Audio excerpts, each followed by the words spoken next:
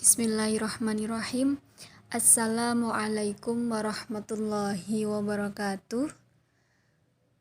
Pada kesempatan kali ini kita akan membahas tentang materi yaitu masa kepemimpinan Khalifah Abu Bakar As-Siddiq.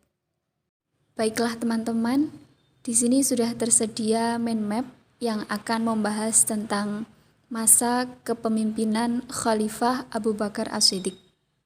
Mengenal Khalifah Abu Bakar As-Siddiq. Yang pertama, nama lengkap Abu Bakar As-Siddiq adalah Abdullah bin Utsman bin Amir bin Amr bin Ka'ab bin Sa'ad bin Taim bin Murrah bin Ka'ab bin Lu'ay al-Qurashi at-Taimi. Yang kedua, beliau merupakan sahabat terdekat Nabi Muhammad SAW. Beliaulah yang menemani Rasulullah hijrah dari Makkah ke Madinah. Kemudian yang ketiga, beliau adalah sahabat yang menggantikan Nabi Muhammad sebagai imam sholat ketika Nabi Muhammad sedang sakit. Yang keempat, Abu Bakar bergelar As-Siddiq karena beliaulah orang yang pertama kali membenarkan peristiwa Isra dan Mi'raj. Selanjutnya yaitu proses terpilihnya Khalifah Abu Bakar As-Siddiq. Bermula dari pertemuan kaum muslimin di Saqifah Bani Sa'idah yang kemudian terjadi perdebatan tentang siapa yang akan menggantikan Nabi Muhammad SAW sebagai khalifah.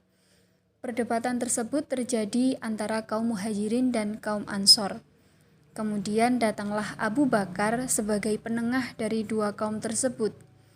Abu Bakar kemudian mengusulkan Abu Ubaidah bin Jarrah dan Umar bin Khattab sebagai khalifah.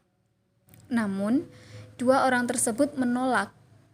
Agar suasana tidak semakin rumit, dengan suara lantang Umar bin Khattab mencalonkan Abu Bakar As-Siddiq yang pada akhirnya disetujui oleh semua golongan. Abu Bakar dibaiat oleh Bashir bin Sa'ad. Pemerintahan Khalifah Abu Bakar As-Siddiq. Abu Bakar menjabat sebagai khalifah selama 2 tahun, yakni pada 632 sampai 634 Masehi atau pada 11 sampai 13 Hijriah. Sebagai khalifah, Abu Bakar dibaiat sebanyak 2 kali. Yang pertama, Abu Bakar dibaiat di Saqifah Bani Sa'idah atau yang dikenal dengan Baiat Hasanah, dan yang kedua di Masjid Nabawi. Seusai acara pembaiatan di Masjid Nabawi, Abu Bakar sebagai khalifah yang baru saja terpilih berdiri dan mengucapkan pidato. Ia memulai pidatonya dengan menyatakan sumpah kepada Allah dan menyatakan ketidakberambisiannya untuk menduduki jabatan khalifah tersebut. Di awal pemerintahannya banyak terjadi kekacauan dan pemberontakan, seperti munculnya orang-orang murtad, aktifnya orang-orang yang mengaku diri sebagai nabi, pemberontakan dari beberapa kabilah Arab, dan banyaknya orang-orang yang ingkar untuk membayar zakat. Kemudian, dalam menjalankan tugasnya, Abu Bakar senantiasa meneladani perilaku Nabi Muhammad SAW. Abu Bakar As-Siddiq juga sangat memperhatikan keadaan rakyatnya. Yang selanjutnya yaitu prestasi Khalifah Abu Bakar As-Siddiq. Yang pertama, yakni memerangi dan menumpas kelompok murtad dan nabi palsu. Seperti yang kita ketahui, Abu Bakar terpilih menjadi khalifah secara demokratis. Hal ini tentu saja tidak menjamin situasi umat Islam akan stabil. Setelah Nabi wafat, krisis kepemimpinan menimbulkan gejolak perpecahan umat. Ada sekelompok orang di Madinah menyatakan keluar dari agama Islam dan kembali memeluk agama serta tradisi lama, yakni menyembah berhala. Tersebut Musailamah al-Kadzab. Ia mengaku dirinya sebagai nabi. Ia didukung oleh Bani Hanifah di Yamamah.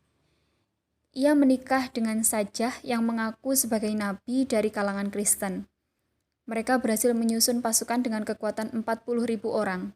Khalifah Abu Bakar As-Siddiq mengirim Ikrimah bin Abu Jahal dan Syurah bil Hasanah Pada mulanya pasukan Islam terdesak. Akan tetapi, pasukan bantuan mereka datang, dipimpin oleh Khalid bin Walid. Pasukan Musailamah berhasil dikalahkan, 10.000 orang kaum murtad mati terbunuh. Kemudian ada juga Tulaihah bin Khalid al-Asadi. Ia juga menganggap dirinya sebagai nabi. Pengikutnya berasal dari Bani Asad, Ghatafan, dan Bani Amir. Abu Bakar As-Siddiq kemudian mengirim pasukan yang dipimpin oleh Khalid bin Walid. Pertempuran terjadi di dekat Sumur Buzakhah. Pasukan muslim berhasil mengalahkan mereka. Prestasi Khalifah Abu Bakar yang kedua yaitu memperluas wilayah kekuasaan Islam.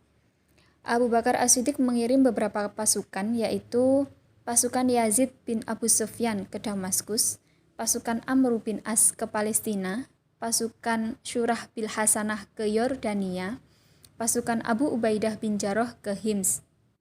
Prestasi Khalifah Abu Bakar As-Siddiq yang ketiga yaitu melakukan pembukuan Al-Quran atau kodifikasi Al-Quran. Hal ini terjadi karena banyaknya para penghafal Al-Quran yang gugur dalam perang. Yang terakhir yaitu wafatnya Khalifah Abu Bakar As-Siddiq.